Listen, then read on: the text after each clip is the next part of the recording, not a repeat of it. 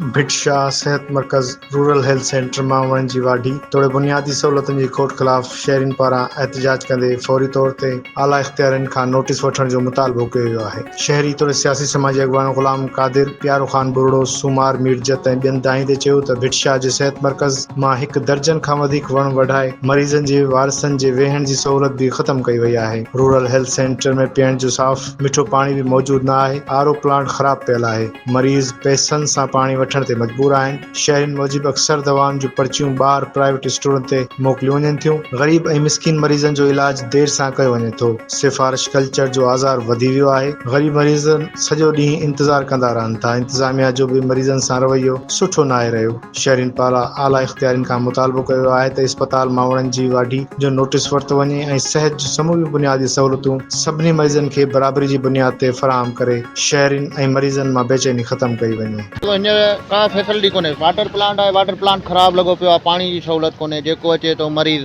पाणी पैसनि तां पियो वठे ऐं मरीज़ लाइ वेहण लाइ सॼो धूप लॻी पई आहे। किथे वेह मरीज़ अहिड़ी कहर जी गर्मी में मरीज़ खे का बि सहूलियत न आहे। तो पानी वाणी कुछ भी ना है को पहिरीं वण वग़ैरह हुआ हिते त असां छांव में वेहंदा हुआसीं। हींअर वण कटे हिन नाला केॾा खपाए छॾिया, हिन लाइ छा कयो आहे का ख़बर न आहे। अस्पताल में बीठा जीअं हिते का फैसिलिटी कोन्हे जी, पाणी पीअण जे लाइ कोन्हे, वण टिण बि कोन्हे। आवाम सॼी परेशान आहे। दवा लाइ अचूं था त दवा ॾियण लाइ सिफ़ारत वारनि खे पहिरियां त ॾियनि, जेको ग़रीब आवाम आहे ईअं ई बीठो आहिनि। ना पीअण जो पाणी मिठो, ना वाटर प्लांट, ना कुझु।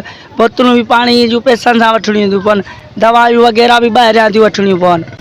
वण बि वढे हिते खपाए छॾिया अथनि। माण्हू सॼी आवाम उस ते वेठी आहे।